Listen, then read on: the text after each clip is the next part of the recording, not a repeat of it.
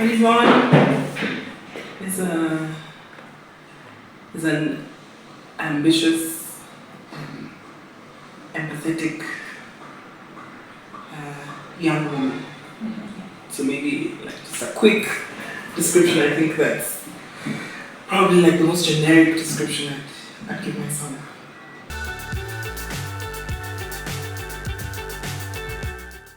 I think I had a good childhood.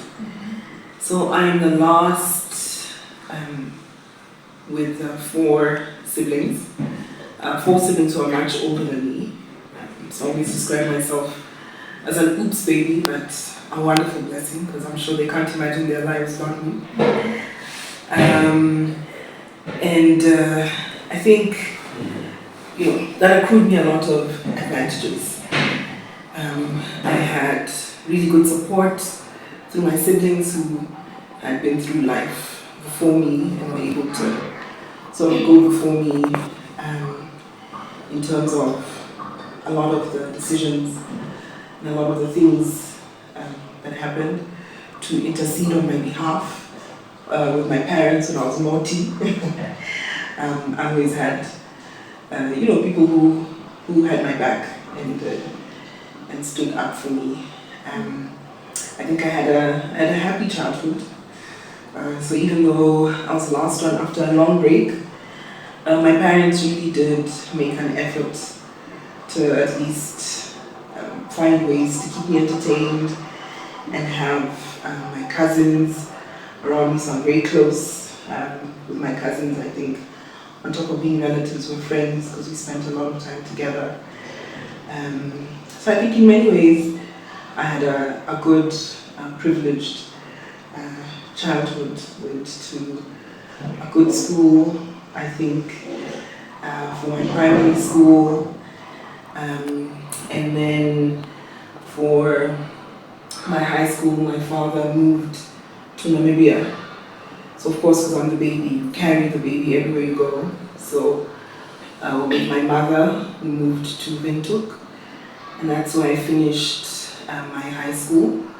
Once again, I think that's not a privilege a lot of people have at such a young age.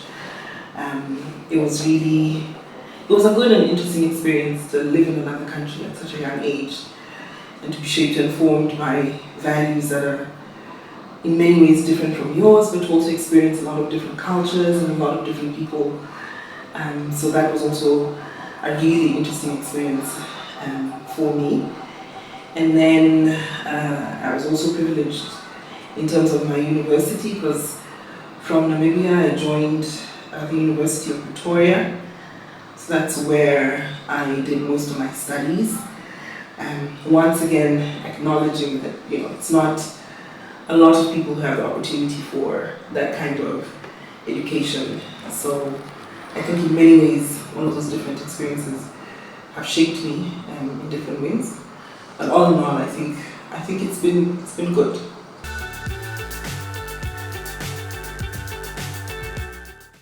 I studied law. Initially, that's not what I wanted to do. I got accepted for accounting because I didn't like math, but I understood it. So I was accepted for accounting, for law, and for, I think it was environmental science. So I had a very candid conversation with my brother. Once again, that good counsel that comes with having siblings that are much older than you.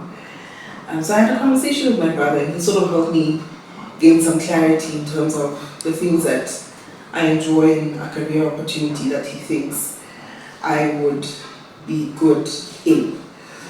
So that's how I ended up choosing law as a career.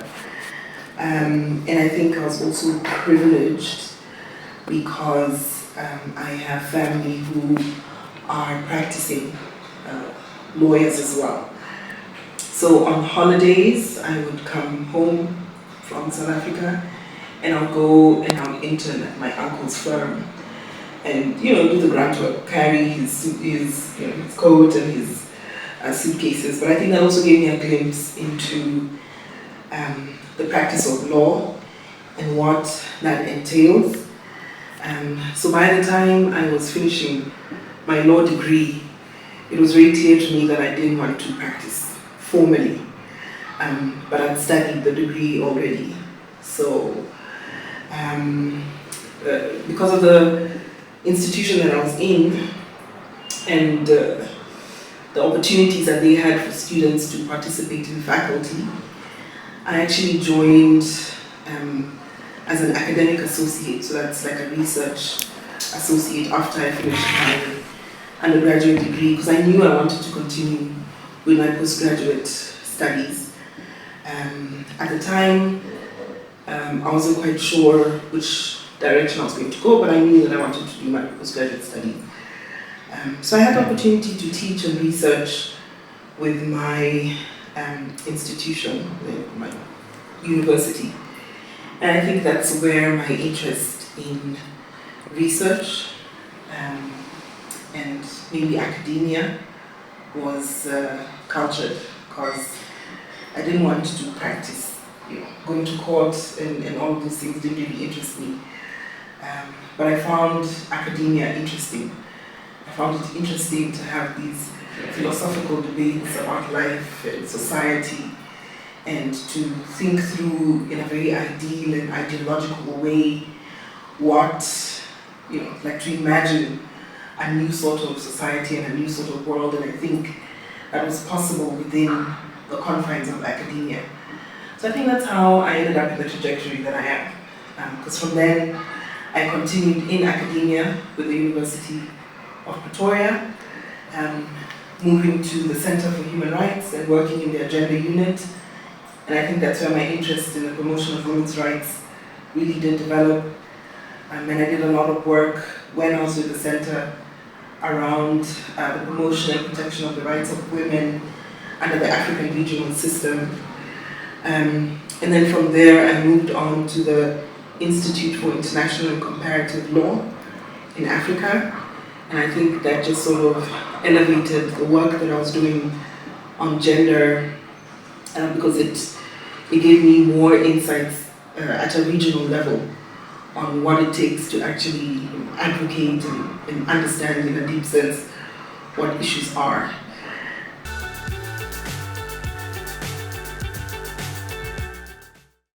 So Utuwetu is a women-led organization. And by this I mean I'm the executive director, female.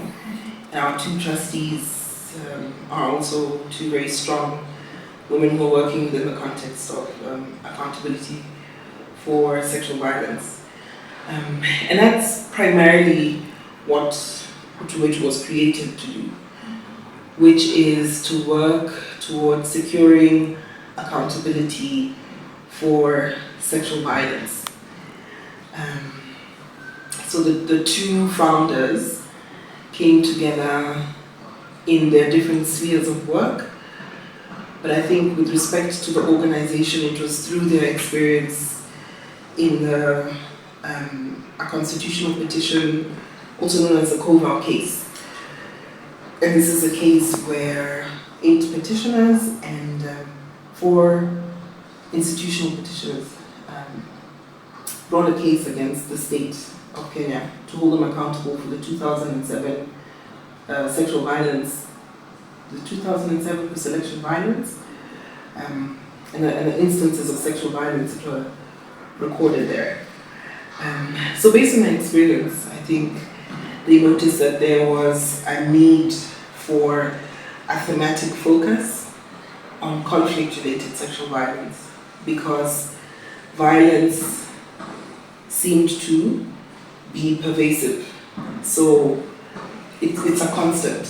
Like there are always instances of violence, but particularly in Kenya, every 5 years with our election cycles, there are always periods of political unrest and violence, and in that, the sexual violence that men and women experience doesn't have the visibility that it should, and therefore the necessary responses. So Tuetu was born from that, a need to just ensure that we are accountable for sexual violence, especially during periods of conflict. And how we do this is through advocacy in the first instance, so which is just taking the information and the knowledge that we have and engaging different duty bearers and state representatives on possible interventions within what the law permits. But then we also undertake research because for us it's really important to ground your interventions in an appropriate source and amount of knowledge. So we really do focus on generating research and that knowledge around this thematic area and associated rights, because for us, it's good, it's important for you to have a good basis on which you react and you respond to particular issues.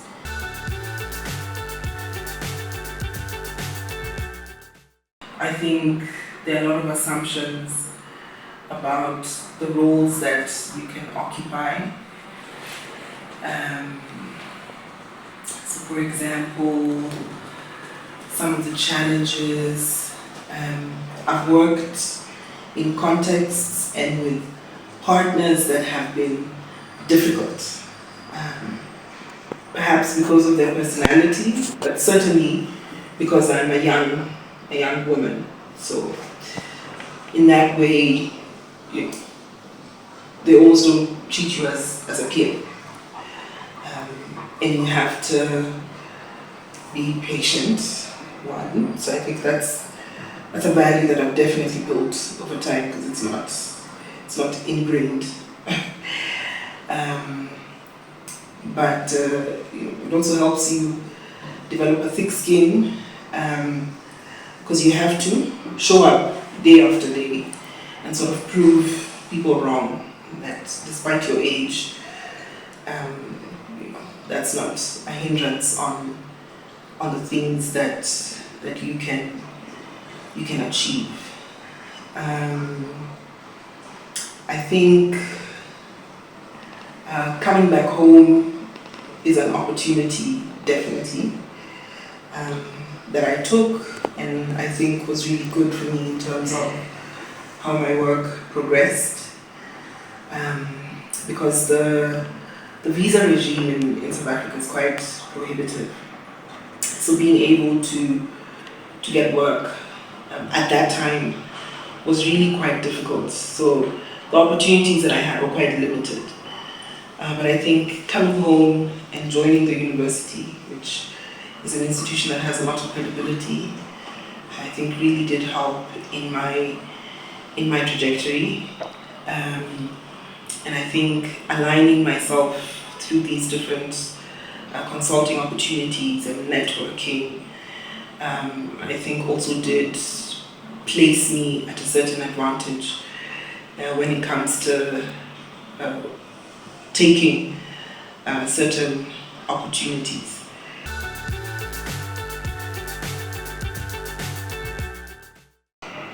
It's nice.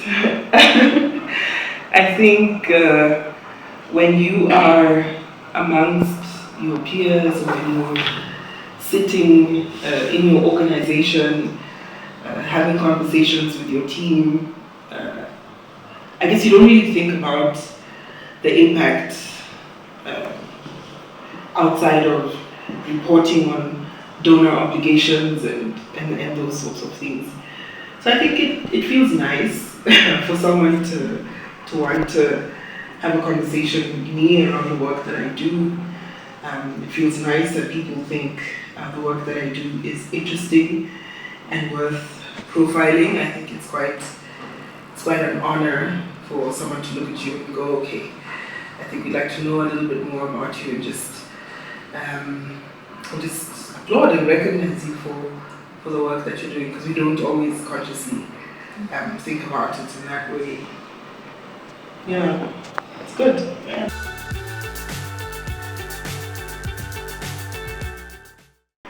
Inclusion, equality really does sit at the core of our organization, our organizational values. I think we are survivor-centered in our approach, and that is because we seek to include the voices of a marginalized group of women. I think if you speak to survivors of sexual violence, not just the ones in conflict, of course conflict sort of exacerbates the challenges that are faced by survivors of sexual violence. But if you speak to survivors of sexual violence in general, the common thread is the indignity that comes with that particular violation. And because of prevailing society norms, the stigma and the discrimination that comes with it is also quite disturbing, and in many ways a normalization. So through our platform, which is Situation, we hope to be able to amplify the voices of women who have undergone the indignity of sexual violence, to render them visible within the law and policy spaces that are sometimes blind and deaf to their experiences. So if you listen to survivors of the 2007 post-election violence, for example, especially the ones who experience sexual violence, they feel like they've been forgotten because reparations and compensation was granted to a lot of other people, and attempts were made to address the challenges of 2007, but not intentionally so for survivors of sexual violence in that period. So to be seen and to be heard is something that's really important.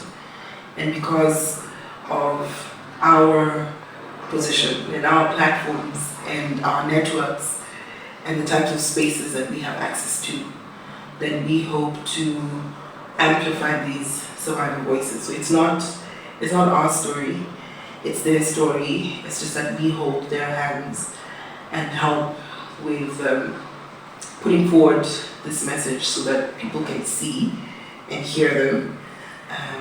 And I think it was, I don't know if it was Kimberly Crenshaw, but when she said that the only way to address a problem is when you know it, and when you can see it, and when you can hear it, and when you can feel it.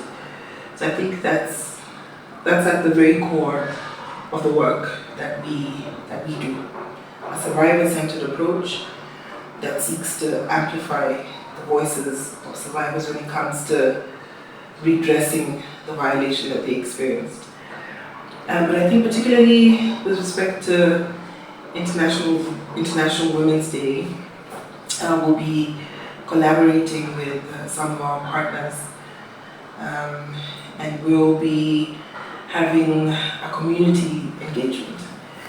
I think very often we take for granted the knowledge that people have around their power and the sort of redress or mechanisms that are available to them in the instance that a right is violated.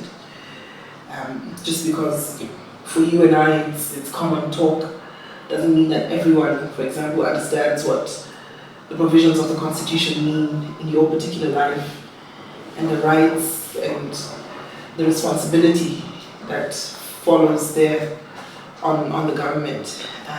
So we have community engagements periodically. So I think definitely this International Women's Day will continue in that tradition and have community engagements to also put some of the power back into the hands of communities, for them to be able to use the law to remind different duty bearers of what their duty is, and focusing particularly on women who historically we know are excluded from the recognition and protection of the law in many ways, indirectly, sometimes directly.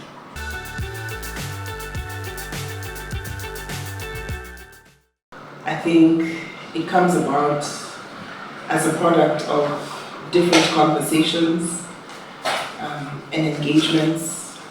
I think there have to be very honest and candid conversations around the way things are, around our harmful gender norms and practices that put, I think, both men and women in certain positions of vulnerability.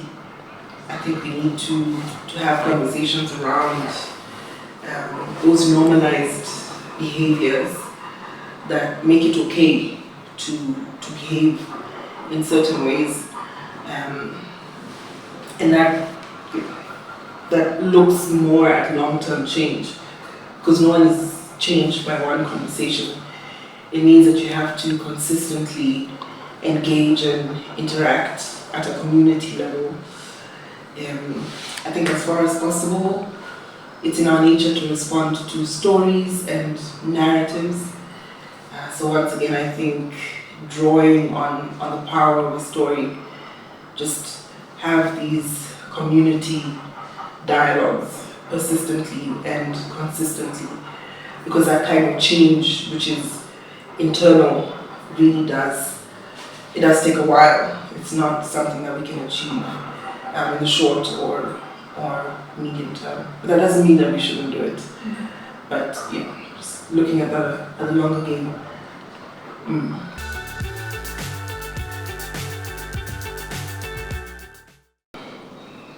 I think Kenya, particularly, already has a very robust legal framework. So if you look at our laws that protect against violence, on paper, we do much better than a lot of other states, nationally, but also regionally, because we have ratified international and regional human rights instruments. So the Maputo Protocol on the rights of women, Protocol on the rights of older persons, CEDAW, all of these instruments, I think, contribute to a very conducive legal environment. I think our problem is implementation of those particular laws and the enforcement thereof, the response to these instances of violence as they come to our attention. I think if you look at it from the framework of human rights violations, what the duty is for the state is to prevent, respond, investigate, prosecute, adjudicate, and provide a remedy.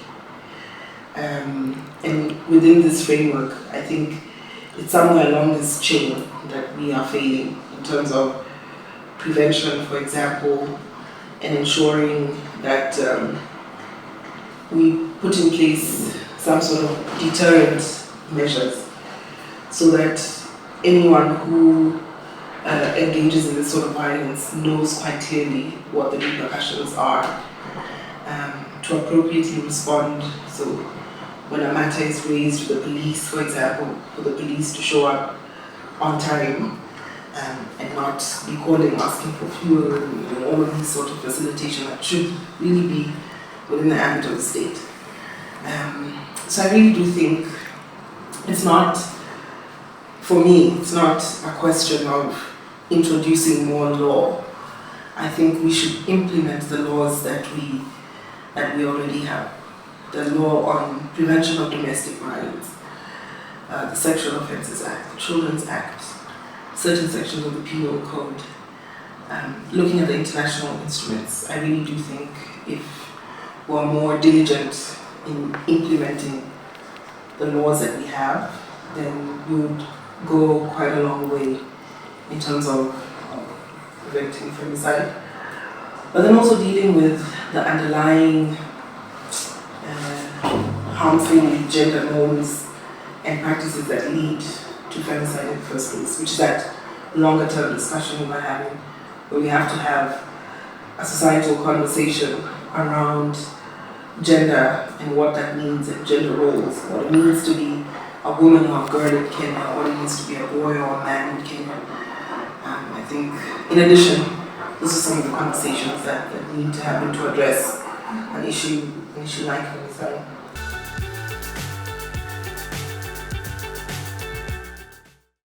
So civil society has tried. I think reporting is quite important. Where these scenarios come to our attention, it's quite important for us to make sure that we follow through in terms of reporting and going through the formal processes.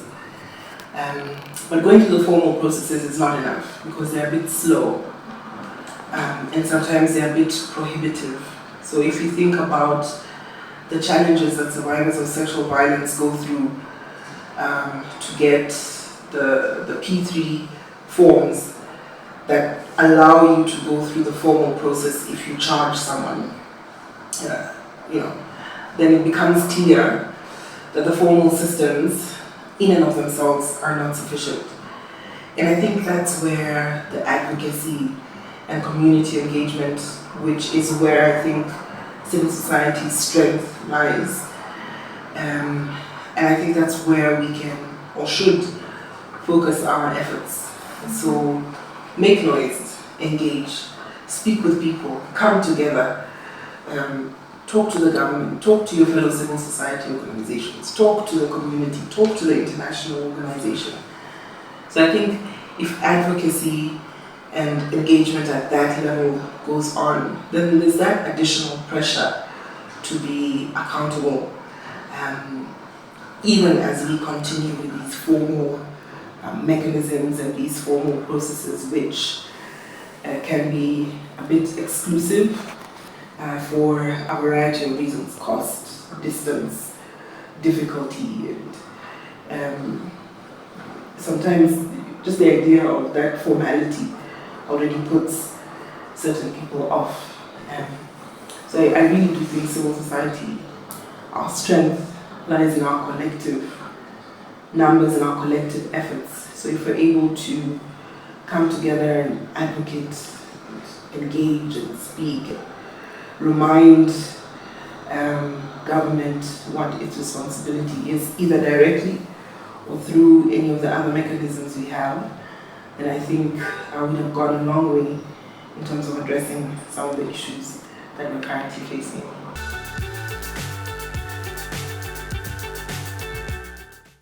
Be patient. It really does work out the way it's supposed to.